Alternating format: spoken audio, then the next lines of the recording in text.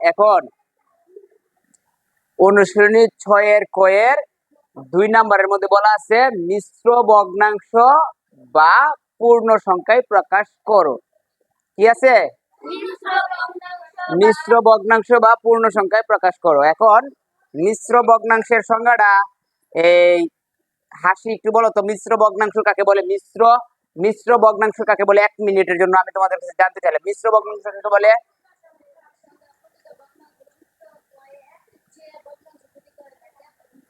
হ্যাঁ, একটি পূর্ণ সংখ্যার সাথে একটি প্রকৃত ভগ্নাংশ যুক্ত হয়ে যে ভগ্নাংশ গঠিত হয় তাকে বলা হয় কি? মিশ্র ভগ্নাংশ। এখন আমাদেরকে বলছে এটা মিশ্র ভগ্নাংশ বা পূর্ণ সংখ্যায় প্রকাশ করো। মিশ্র ভগ্নাংশ কি বা কি প্রকাশ করো। এখন এই দেখো তো আছে তোমাদের, আমি এর আগে একটু দেখি যে জানতে চাই তোমাদের কাছে 3/7, 3/7 এটা কি প্রকৃত নাকি অপ্রকৃত ভগ্নাংশ? অপ্রকৃত ভগ্নাংশ। অপ্রকৃত ভগ্নাংশ হলো গা লবটা বড় হওয়াটা ছোট। তাইলে এটা কোন ভগ্নাংশ? অপ্রকৃত ভগ্নাংশ। এটা কোন ভগ্নাংশ? অপ্রকৃত, অপ্রকৃত, অপ্রকৃত। এখানে 5টাই হলো অপ্রকৃত ভগ্নাংশ। এখন এই অপ্রকৃত ভগ্নাংশ গুলাকে আমরা কোন ভগ্নাংশে প্রকাশ করব? মিশ্র ভগ্নাংশ বা পূর্ণ সংখ্যা, এটাকে আমরা প্রকাশ করব। তাইলে দেখো আমার ক্লাসে মনোযোগ নাই মাফিয়া। দেখো মিশ্র ভগ্নাংশ, তাইলে মিশ্র ভগ্নাংশ যদি আমরা এটাকে প্রকাশ করতে চাই মিশ্র ভগ্নাংশে, তাইলে 3/7, 3 কত? 7। এই যে দেখো আমরা যদি 7কে 3 দ্বারা ভাগ দেই, 7কে কত দ্বারা ভাগ দিতেছি? 3 দ্বারা ভাগ দিতেছি। তাই 7কে 3 দ্বারা ভাগ দিলে কিন্তু আমরা এটাকে মিশ্র ভগ্নাংশ বা পূর্ণ সংখ্যায় প্রকাশ করতে পারবো। এখানে সবগুলাকে দেখো এই 5/21, মানে এই 21কে 5 দ্বারা ভাগ দিব, 36কে 9 দ্বারা ভাগ দিব, 78কে 11 দ্বারা ভাগ দিব, 220কে 10 দ্বারা ভাগ দিব। তাহলে দেখো যদি 7কে 3 দ্বারা ভাগ দেই, Hasan, mister Hasan stand up, 7-এর মধ্যে 3-এর নামতা যায় কতবার? 7-এর মধ্যে 3-এর নামতা যায় কতবার? 7-এর মধ্যে 3-এর নামতা যায় কতবার? একবারও যাইতো না। এই কথা কইতেছো? 7-এর মধ্যে 3-এর নামতা যায় 3-একে 3, 3 দুগুণে 6, 3 3-কে 9, তো 7-এর থেকে বেশি হয়ে যাবে, সুতরাং 2বার যাইবো। সুতরাং 2বার যাইবো। 3 দুগুণে 6, এটা তো আমরা হাসানের কাছ থেকে আশা রাখছিলাম না। 6 আছে 7 হইব 1 হইলে। এখন এটাকে আমরা কিভাবে লিখতে পারি? 2 সমস্ত 3 ভাগে, দেখো 3 ভাগের কত? 1। 2 সমস্ত 3/1, যেটা ভাগশেষ থাকে এটা সবার উপরে তুলে দিবা। যেটা ভাগশেষ থাকে এটা কোথায় রাখবা? সবার উপরে তুলে দিবা। এখন দেখো তো এইটা কি একটা মিশ্র ভগ্নাংশ হইল কিনা? মিশ্র ভগ্নাংশ হইছে না? এই যে একটা পূর্ণ সংখ্যার সাথে একটা পূর্ণ সংখ্যার সাথে একটা কি সংখ্যা কি যুক্ত হইছে?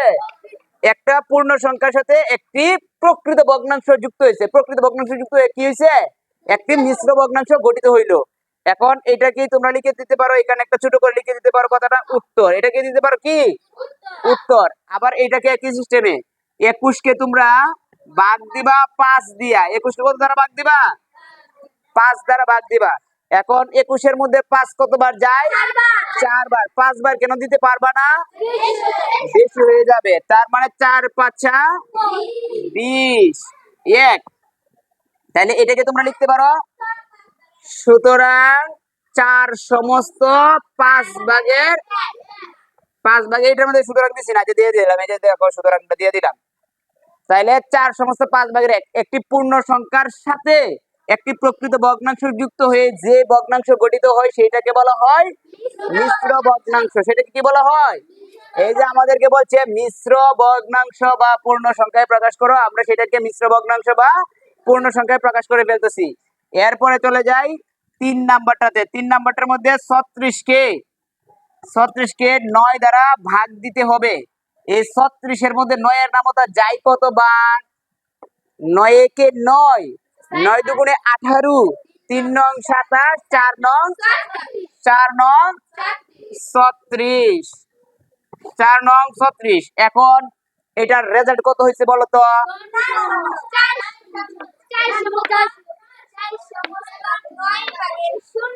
এইগুলা পড়ালেখা।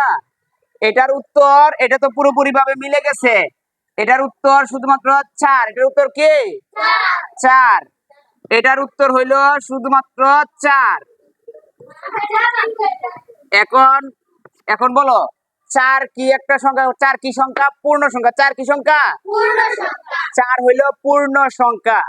আমাদেরকে কিন্তু বলছে মিশ্র ভগ্নাংশ বা পূর্ণ সংখ্যায় প্রকাশ করো। এই যে আমরা, এটা হইলো একটা পূর্ণ সংখ্যা, আমরা পূর্ণ সংখ্যায় প্রকাশ করলাম। এরপরে চলে যাই 4 নাম্বারটাতে। 4 নাম্বারটার মধ্যে দেখো, 78 কে 11 দ্বারা যদি আমরা ভাগ দেই, 78 কে যদি আমরা 11 দ্বারা ভাগ দেই, 78 এর মধ্যে 11 কতবার যাইবো বলো তো তোমরা? 7 11 77। 8 বার দিলে বেশি হয়ে যাবে। 7 11 কত?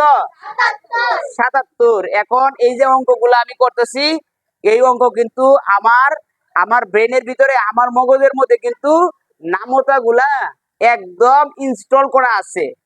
মানে একদম আমার তো নামতা এভাবে বন্ধ হইতেছে না, কিন্তু আমি কিন্তু জানি আমার নামতা জানার না থাকলে আমি অঙ্ক করাইতে পারবো না তোমাদের। এখন তোমরাও যদি মনে করো পারতে হয়, তাহলে তোমাদেরও নামতা জানা থাকতে হবে। আর বিশেষ করে যদি কোনো স্টুডেন্ট যদি মনে করো 9 পর্যন্ত নামতা পারে, তাইলে এটা তার জন্য যথেষ্ট।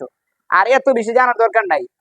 মনে করো এই যে 15 16 17 18 19 20 এইগুলোর নামতা জানার কোনো দরকার নাই। শুধুমাত্র তুমি 1 থেকে 9 পর্যন্ত নামতা যে জানতে পারবে, সে কখনোই অঙ্কের যোগ বিয়োগ গুণ ভাগে কখনোই সে আটকিবে না। তাহলে দেখো, 7 11 কত? 77। 8 বার দিলে কিন্তু বেশি হয়ে যাবে গা, সুতরাং 7 বারেরটাই কারেক্ট হবে। এখন দেখো, 7 আছে 8 হইব 1 হইলে, 7 আছে 8 হইব কত হইলে? 1 হইলে। তার মানে আমরা লিখতে পারবো, সুতরাং 7 সমস্ত 11 ভাগের 1। 11 ভাগের কত? 11 ভাগের 1। এটাকে কাছে লিখে দিবা উত্তর। এখন এই 5 নাম্বারটা দেখো, 5 নাম্বারটা আমরা কিভাবে লিখতে পারি? 5 নাম্বারটাকে 220 কে ভাগ দেওয়ার জন্য বলছে 10 দিয়া। 10 দিয়া ভাগ দিলে এটা আমাদের একটা প্রকৃত এটা আমাদের হয়ে যাবে মিশ্র ভগ্নাংশ বা একটা পূর্ণ সংখ্যা বাইর হবে। তাহলে দেখো, এইখানে জয়টা সংখ্যা, এইখানে আমরা ততটা সংখ্যা নিব। প্রথমে ভাগ করার নিয়ম কিন্তু এইরকমই, ঠিক আছে? দেখো, তাইলে এই 22 এর মধ্যে 10 কতবার যায়? কতবার যায়? 2 বার। 10 দুগুণে কত? 20। 2, ঠিক আছে? 2। এখন এই শূন্যটা আমরা এখানে কাইটা নামাবো। এখন দেখো তো, 20 এর মধ্যে 10 কতবার যায়? 2 বার যায়। 10 দুগুণে 20। 10 দুগুণে কত? 20। তার মানে দেখো, এটা কিন্তু আলাদা একটা অঙ্ক। এটা আলাদা একটা অঙ্ক। এখন এটা কিন্তু, এটার রেজাল্টটা কিন্তু আমি এখানে দিলাম না, জায়গা আমাদের সংকীর্ণতা থাকার কারণে। এটার উত্তর কিন্তু 22। এটার উত্তর কত? 22 কি মিশ্র ভগ্নাংশ নাকি পূর্ণ সংখ্যা? পূর্ণ সংখ্যা। এখন কি তোমরা চাইলে এই 6 এর কয়ের 2 এর 1 থেকে 5টা অঙ্কের মধ্যে কারো কোনো প্রকারের ঝামেলা আছে? কখনো ভুলবা? শোনো, অঙ্ক তোমার বুঝে বুঝেই করবা, তবে বেশি বেশি চর্চা করতে হবে। কি করতে হবে? চর্চা করতে হবে। এখন এইগুলা কি তোমাদের তুলতে হবে নাকি পারবা? নাকি ঝামেলা আছে? আচ্ছা।